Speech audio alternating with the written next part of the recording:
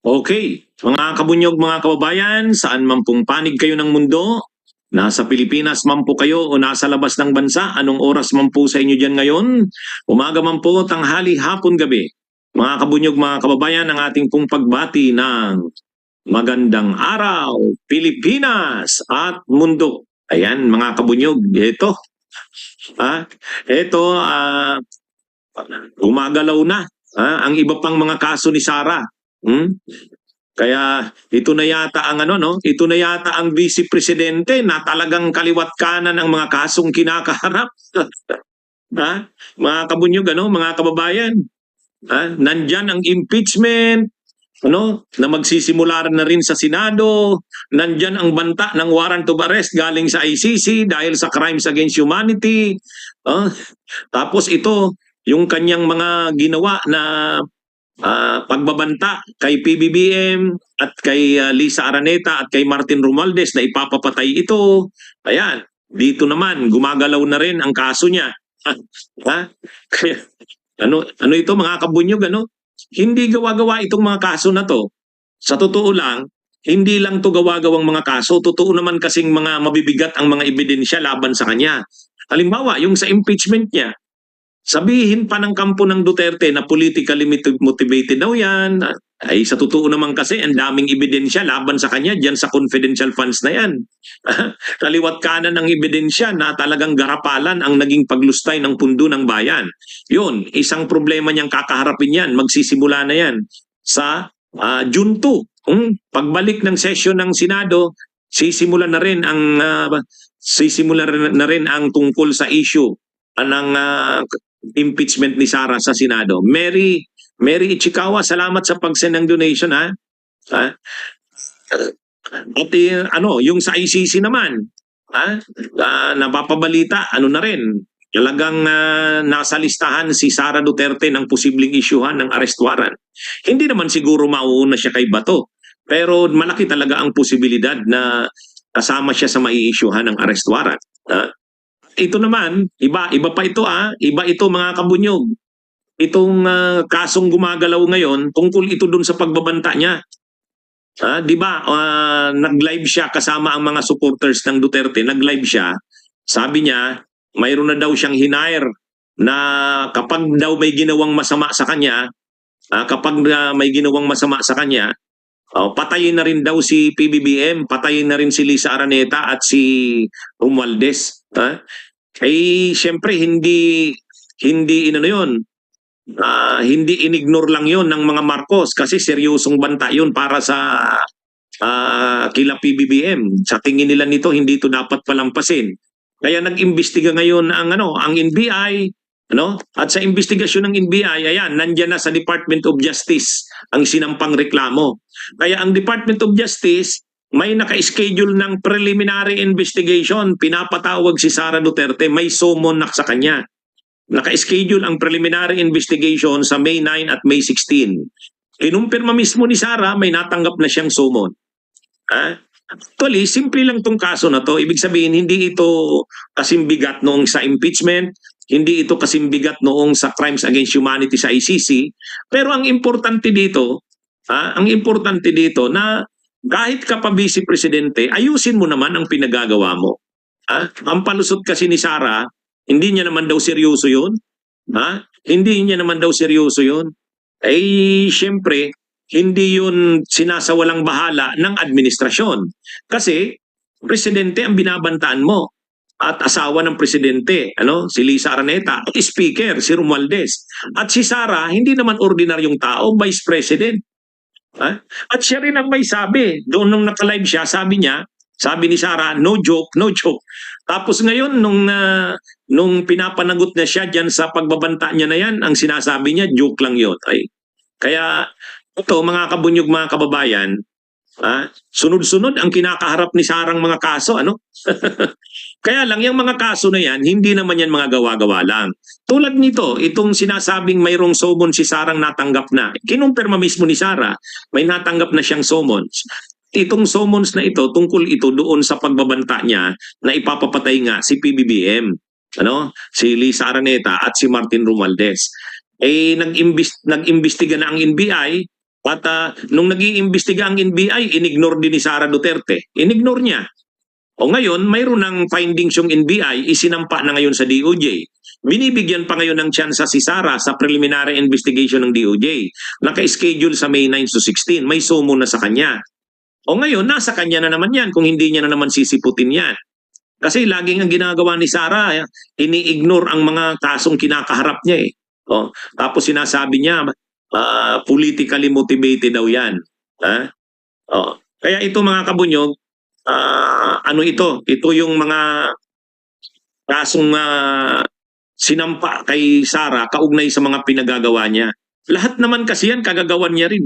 Ang malinaw lang dito, ano na rin ito sa kanya na lahat ng gagawin niya, dapat mapag-isipan niya muna kasi ang anumang gawin niya, papanagutin siya. Kasi ang feeling kasi ni Sara Duterte, sa bagay, yan na rin ang feeling ng mga Duterte, untouchable sila. Matagal kasi na untouchables talaga sila. Hindi sila napapanagot, hindi sila nagagalaw sa pinagagawa nila. Matagal na yan. Kasi tingin nila, hari sila ng Davao, kaharian nila ang Davao. At lalo na nang maging presidente si Duterte noong 2016. Pero ngayon, hindi na, wala na sila, hindi na sila ganun sa kapangyarihan. Hindi na ganun sila makapangyarihan. Ngayon, administrasyon na ng Marcos. Totoo, Vice President pa si Sara, pero hindi na ganun ang kapangyarihan na mai-enjoy nila. Kaya pinapakita sa kanila ngayon na ang bawat gawin nyo, ang bawat sabihin nyo, pwede kayong mapanagot yan. Yun ang tinuturo kay Sara. Kaya tama lang ito na maturuan din ng leksyon. Kahit naman sabihin, bailable naman yung kaso na yan. Kasi ang posibleng ikaso sa kanya dyan, inciting to sedition. Grave threat. Yun ang mga pwedeng ikaso sa kanya dyan. Kaya lang, magaan lang naman na kaso yan. Bailable naman yan. Pero, nakakahiya sa Vice Presidente na kaliwat kanan ang kinakaharap mong kaso. Shout out kay Johnny Noza. Si Leni Robredo kahit gustong kasuhan ni Duterte noon ng kung ano-anong kaso. Si Leni Robredo noon kahit gustong kasuhan ni Duterte pero hindi niya magawa ng kaso eh. Hindi niya magawa ng kaso. Kasi kapag kinasuhan ni Duterte noon si Leni Robredo ng gawa-gawang mga kaso, masyadong mau-obuse. Masyadong mau-obuse na politically motivated. Kinasuhan si Leni noon ng inciting to sedition, yung kay Bicoy. Pero wala rin, hindi rin umubra. Obvious naman masyadong bayad yung Bicoy na yon. Kaya live ito, Kabunyog Jason Arcilla. Ngayon, itong si Sara, hindi ito politically motivated. Totoo naman talaga yung mga pinagkakaso sa kanya. Halimbawa, yung pagbabanta niya, totoo naman talaga yun eh. Ang palusot niya lang, ginawa daw malisyoso yung sinabi niya. Wala naman daw malisya doon. At biro niya lang daw yun. Kasasabi niya lang nung nag-live siya noon, no joke, no joke. Tapos ngayon, magpapalusot siya. Hindi. Tapos yung mga kaso niya tungkol sa mga confidential funds, kaya nga siya na-impeach sa Kamara, kaya nga magsisimula na ang trial sa Senado. Hindi naman mga simpleng kaso yun. Mabibigat na kaso yun na may mga ebidensya. Hindi yun gawa-gawang mga kaso. Ganun din yung involvement niya sa Davao Death Squads. Totoo naman yung sinabi ni Las Cañas sa kanyang sinumpaang salaysay na nung panahong maging mayor si Sara sa Davao, vice mayor yung kanyang ama, yung Davao Death Squads at ang mga pagpatay nito, nagpatuloy sa panahong mayor na si Sara at alam niya yun. Yun naman ang kaso ni Sara sa ICC, sa Crimes Against Humanity. Kaya mga kabunyog, mga kababayan, itong mga nangyayaring ito, so far, yan ang mga kaso ni Sara, yung sa impeachment, magsisimula na ang trial, June 2, magsisimula na ang hearing. Tungkol yan sa confidential funds at iba pang paglulustay at ng pera ng bayan, mga pang-aabuso ni Sara sa kapangyarihan. Yun namang tungkol dito sa kasong ito na magsasagawa na ng preliminary investigation ng DOJ sa Mayo 9 at Mayo 16, ito naman tungkol dun sa pagbabanta niya sa presidente na ipapapatay niya ito. Yun namang tungkol sa ICC, tungkol naman yan dun sa mga Davao Death Squads na nagpatuloy ang mga operations at pagpatay nung panahong mayor na si Sara. Kaya sabihin nyo mga kabunyog, mga kabayan, yung bang mga kaso na yan ay gawa-gawa lang? Hindi. May mga malilinaw na testigo at ebidensya dyan. May malilinaw na testigo at ebidensya dyan. Kaya ang nakakaano lang dito, kaliwat kanan ang kinakaharap na kaso ni Sara Duterte. Vice Presidente ng Pilipinas pero kaliwat kanan ang kinakaharap na kaso. Hindi gawa-gawang mga kaso ito. Mga may matitibay itong batayan, may matitibay na testigo at ebidensya. Ha? Kaya ang malinaw lang dito, sa wakas, napapanagot na rin ang mga Duterte sa pinagagawa nila. Ha? Katulad ng hindi katulad ng mga panahon, akala nila sa sarili nila, mga untouchables. Akala nila sa mga sarili nila, walang pananagutan sa bayan. Ano man ang gawin nila, ano man ang sabihin nila, wala silang dapat ipanagot sa bayan. Hindi na ngayon. Hindi na ngayon. Bawat galaw, bawat ginagawa nila, bawat sabihin nila, may kaakibat na pananagutan. Maganda yan. At least may nagagawa ng ganyan. Sana hindi lang ito gawin sa mga Duterte. Mabuti nga, yan nga pala, ano ko lang, yung bilyar, at least papanagutin din, papagpaliwanagan din doon sa kanilang kapalpakan. Panay na lang pagpapayaman ng bilyar, pero palpak ang serbisyo, lalo na yung crime water. Tama rin yun. Sabi ni Yossi Claire Castro, pinapaimbestigahan na rin daw yan ni PBBM. Salamat, tama yan. Yan ang mga bagay na pag mga ganyan ang ginagawa ng Marcos, okay tayo, suportado natin yan. Tama lang yan. Disiplinahin ang mga abusado sa ating bayan. Duterte, Villar, lahat yan. Lahat yan. Pero sana rin, sa parte rin ng administrasyon ni PBBM, disiplinahin din si Recto. Ito namang si Recto, hirap na nga ang tao. Ang iniisip pa, mga dagdag buwis sa mga tao. Diniskas ko rin yan ng hiwalay. Yung tungkol sa yung capital gains tax, CGT, tataasan from 6% to 10%. Donors tax, tataasan din. Tataasan din ang estate tax or inheritance tax. Mga pahirap yan sa bayan. Kaya yan, mga dapat anuhin din yan. Disiplinahin din yan si Recto. Kaya tayo mga kabunyog, tayo po, pagtama at para sa bayan, ating ipaglalaban. Pero kapag mali at tiwali, ating lalabanan. Ganyan po tayo mga kabunyog. Siya nga pala, malapit na po mga kabunyog ang May 12. Ilang araw na lang. Ilang araw na lang. Ito po, naka-live tayo ngayon. Naka-live tayo ngayon. Sabi ni Joey Tevez, Attorney, ibuto namin ng bunyog. Kami ng kumpare ko, sabay kami nakikinig sa'yo habang nagkakape. Wow, salamat. Salamat kabunyog Joey Tevez, ha. Siya nga pala, mayroon din akong mga isa-shoutout. Mayroon din akong mga isa-shoutout. Ito, tingnan ko nga sa listahan ko. Minsan kasi nakakalimutan ko kaya ninonote ko na. Kay Franco Falcon, lagi rin siya nanonood sa ating live streams. Shoutout rin kay Kabunyog Priscilla Orbe. Salamat sa pagtulong sa pagkampanya sa 100 ng inyong kaibigan at taga-mag-anak sa iba't ibang lugar sa Pilipinas. Nagtumutulong daw siya sa atin. Sinusunod niya yung aking pakiusap na kampanyahan ang 100 niyang kaibigan at kamag-anak. Nangangampanya daw siya sa mga kamag-anak niya sa QC, Caloocan, San Jose del Monte sa Bulacan, Tugigaraw, Pulilan, Cainta at iba pang probinsya. Wow! Salamat Kabunyog Priscilla Orbe, ha.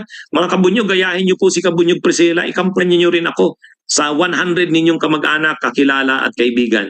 Shoutout din sa Masbate National Comprehensive High School Batch 80. High school reunion nila. Medyo late na yata itong reunion nila. Pero patiin ko rin kayo. Celebrating 45 years of friendship. Ang pagbate ay galing kay Kabunyog Rosana na Rumi sa Japan. Sorry Kabunyog Rosana, nahuli itong greetings ko sa mga kabats mo. Kay Pax Kipti, matagal ng follower natin, shoutout sa'yo. Kay Maxima ng Egypt, follower din natin since pandemic pa. Okay? Kay Panyero, MacGyver, ULO Batch 91. Wow! Shoutout sa'yo, Panyero. Pareho pala tayong ULO. Shoutout din sa Bunyog Tabaco, sa mga bagong members ng Bunyog sa Tabaco City. Welcome sa inyo. Kay Victor, Vic Mudo, rabid follower din natin. Ito sa Attorney Ricky Tumutorgo page. Yun. Si Ray Aristeo, salamat. Kay Chito Cruz ng Brisbane, Australia, laging nanonood, kinakampanya niya tayo. Salamat sa inyo. Okay, mga kabunyog, mga kababayan, sa mga nanonood din ngayon, good morning kay Ronaldo Ignacio. Si Kabunyog Roque Villasis, number 1 daw tayo sa kanila. Salamat. Ibubuto rin tayo sa Gimaras ni Kabunyog Anisito Villarbas. Salamat po.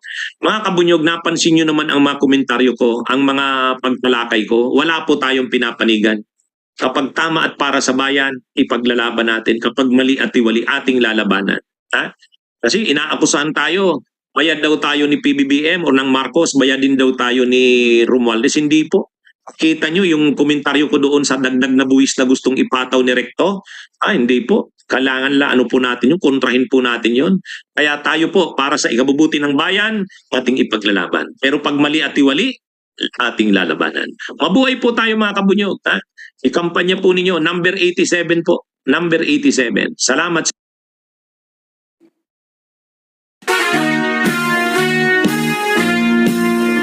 Sawang-sawa ka na ba sa kahirapan at hustisya pa?